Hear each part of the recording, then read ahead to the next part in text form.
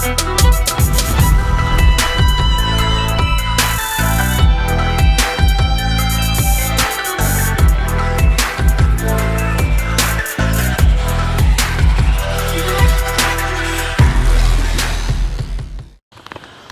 going on, everybody? How we doing? Hey, I thought, what the heck, man? I haven't seen you guys in a couple days. I might as well come on, do a little video. Don't really know. Well, I know what I'm going to talk about. Come on, man. Can't just make a video about nothing. But hey, I wanted to remind y'all, $75 for the blower rack, $75 for the trimmer rack. And if you're interested in buying the V-Ride, let me know. I am going to sell it. The 52, I've decided to go ahead and sell it. What I wanted to talk about today was, what do you guys do up north? I've had this question so many times. When's the best time to go after commercial property? Apartment complexes, things like that. So for us in Ohio, now, I cannot say for down south, out east, out west. I can only tell you in Ohio. If you live in Ohio, if you live in Michigan, if you live in those areas, the best time is December. The end of November, December, walk in, give your card, give a brochure if you have them. Ask the people, the apartment complex managers, ask the gas station attendant manager, you know, hey, I'm looking to get into commercial work. I've got insurance. I believe, don't quote me on this, but I think I'm right. $2 million worth of business insurance is what you're going to need to get into those places. Don't be intimidated by the larger companies coming in. You know, they're going to put together this beautiful packet. Type out a nice bid on your computer, print it out, get a little folder, put it in there. Maybe put a sheet talking about your company, what you do, what you're about, how long you've been in business, along with your breakdown. You know, you want to break down the amount of mows you're going to do, the amount, how many times you're going to trim the hedges. I get asked that a lot, like how many times do I trim twice a year. Some places I trim 3 times. You know, you want to put your fall cleanup and your spring cleanup in with that bid. Now there are people that can help you bid these jobs out here on YouTube. I cannot do that, because mine is kind of all over the place. It depends on the size. It also depends on, you know, do they want cut weekly? Do they want cut bi-weekly? Do they want to be on a payment plan?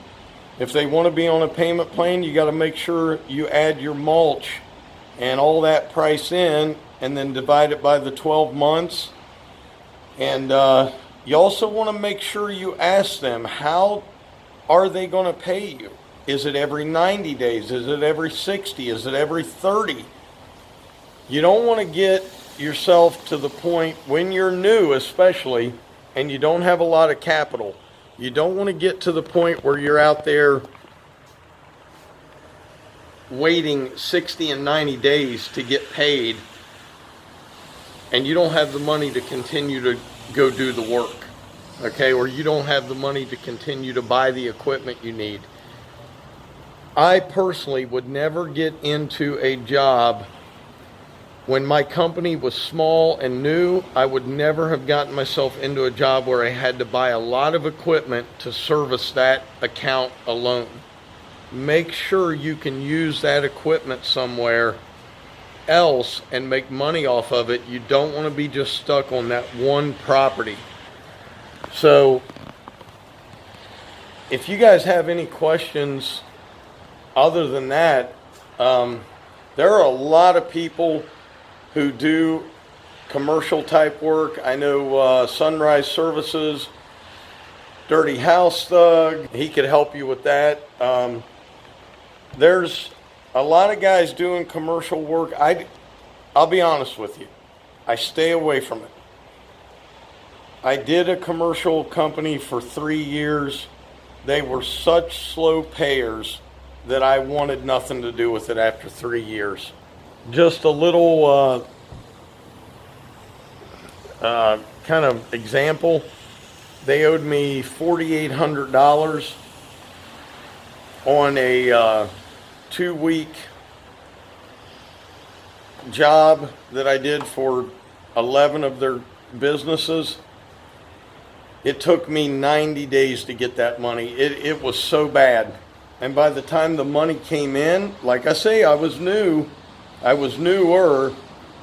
I couldn't flip the bill for all this stuff. By the time the money came in, it just went right back out. So your profits are, to me, the profits are small on commercial. Not on all commercial, but to me they were. So just wanted to come on. Hey, what do you do? Here it is raining today, as you can see. I've got jobs piling up to do. I'll get out tomorrow, get a couple of them done, or at least get one done. But what do you do on a day like this? Get in your office, get your paperwork started, get ready for tax season. Tax season is right around the corner. And,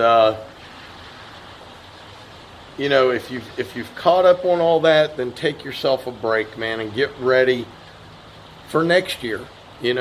Start thinking about, what did I do this year that I want to do differently next year, and then start getting it together. Get your pricing together. Let your customers know well in advance if the price is going to increase. Now, my prices, they're going to increase on a few people. Some have already done it.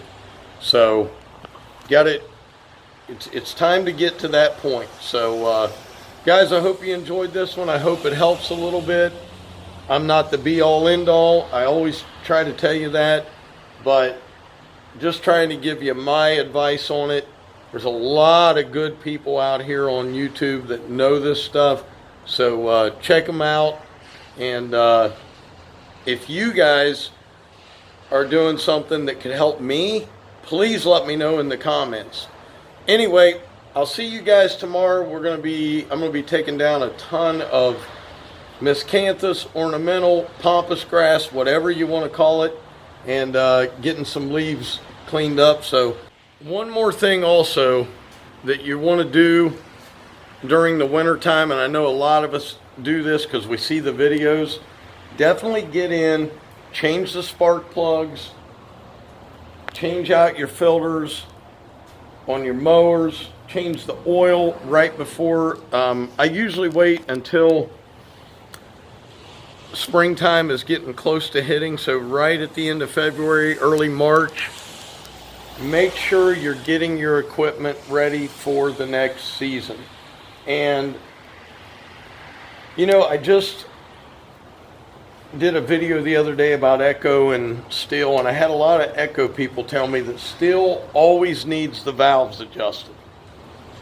I got to be honest with you guys. I've had those Steels. Well, one of them is new, the 111R. The 91R, I've had it 2 years. I have never had to adjust the valves. I really don't know if it's the humidity, if it's the climate that's causing that for you guys, but we really don't have that problem here. But yeah, another thing, and Grasshopper Cruz told me this one time when my hedge trimmers were new, spray them down with WD-40, okay? Doesn't hurt your leaves on your bushes, anything like that, but spray them down with WD-40. And I'll tell you what, they're as clean as a whistle today, because every time I used them this year, I'd bring them home, spray them down real quick. It's a sure tip to keep your hedge trimmers, keep all that gunk and juice and plant material from drying on them. Definitely make sure you're doing that. And don't forget, guys, if you're interested in the blower or trimmer rack, they are for sale, $75 a piece. So I had some people saying, I'll give you 200 for them. I don't want 100 a piece, $75 a piece. I think I said 100 last time, but I'm going with 75 a piece. So 150 for the set, 75 a piece. If you're interested, let me know. As always, Dr. Real was in the house. Keep it real, and I'll see you guys tomorrow. Peace. I'm out of here.